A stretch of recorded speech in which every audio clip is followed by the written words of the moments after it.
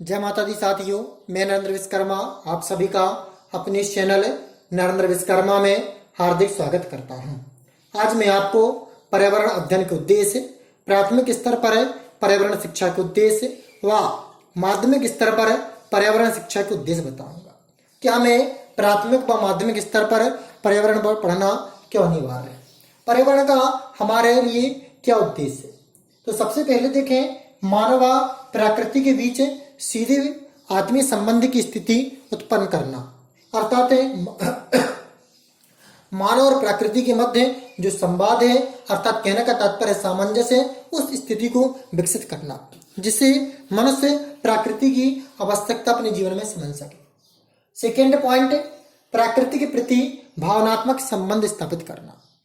आज वर्तमान में मनुष्य अपनी आवश्यकता की पूर्ति के लिए प्रकृति के साथ निर्दयता पूर्वक संबंध रखता है।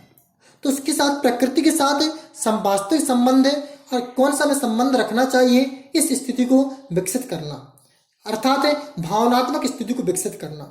हमें प्रकृति के साथ इस प्रकार का संबंध रखना है कि हम उसकी जो थोड़ी बहुत भी उसमें परिवर्तन हो रहा है, नुकसानदायी है, सकारात्मक है, उसको समझ सके।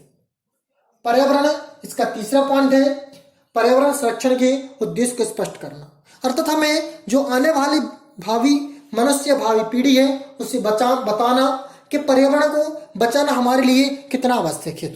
क्योंकि कहा, अगर पर्यावरण ही नहीं रहेगा तो हम अपने जीवन को किस प्रकार चला पाएंगे। तो उसे छोटे छोटे नन्हे बच्चों में यह विकसित करना, इस उद्देश्य को लागू करना और उन्हें बताना पर्यावरण क्यों आवश्यक है, पर जिससे उसको हम सुरक्षित रख सकें।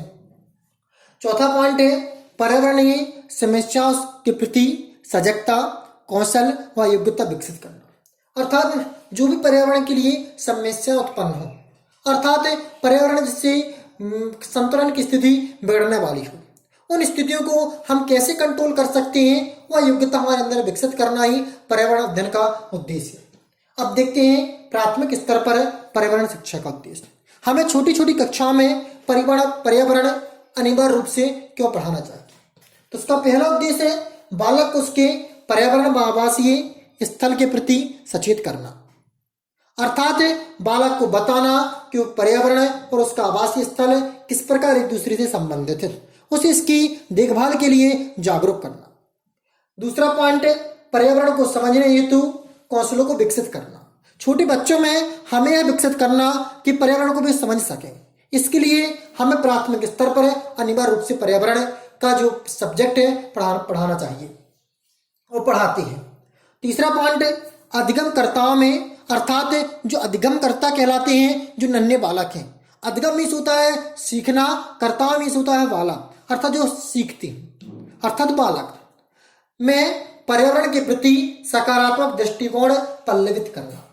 कहने का तात्पर्य जो छोटे छोटे बालक हैं उन्हें पर्यावरण के प्रति सकारात्मक भावनात्मक दृष्टिकोण विकसित करना, अर्थात पर्यावरण को एक इस प्रकार सुरक्षित रख सके कि उससे उसे लाभ प्राप्त हो और पर्यावरण को भी नुकसान ना हो, अर्थात उसे पर्यावरण को नुकसान जिन वस्तुओं से, जिन क्रियाओं से होता है, उन क्रियाओं के प्रति सजगता उत्पन्न करना ही इसका उद्देश्य है।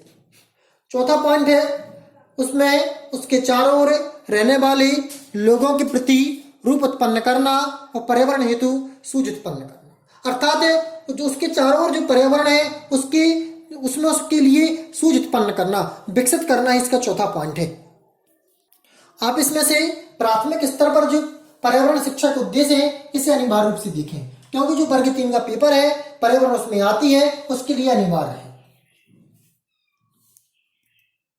तो देखते हैं माध्यमिक स्तर पर पर्यावरण शिक्षा के उद्देश्य। पहला उद्देश्य है पर्यावरणीय पूर्व प्रबंधन पर लघु एवं दीर्घकालीन प्रभावों के तथ्यात्मक ज्ञान का अध्ययन करने हेतु उत्प्रेरित करना। इसका पहला उद्देश्य है कि माध्यमिक स्तर के बालकों में इसके उत्प्रेरित करने हेतु अध्ययन को विकसित करना। दूसरा उद्देश्य है सामाजिक उत्तरदायित्व का दायित्व वहन करते हुए समाज में संतुष्टि से अपना जीवन निर्वाह कर सके, ये इसका दूसरा उद्देश्य है। तीसरा उद्देश्य माध्यमिक स्तर के बालकों के लिए शिक्षार्थियों का पर्यावरण के साथ व्यापक संपर्क विस्तृत करना और इसके संदर्भ में प्राणी की स्थिति के मूल्य निर्धारण को विकसित करना। तो यह कि माध्यमिक स्तर पर पर्यावरण शिक्षा के प्रमुख उद्देश्य। जय माता दी साथियों।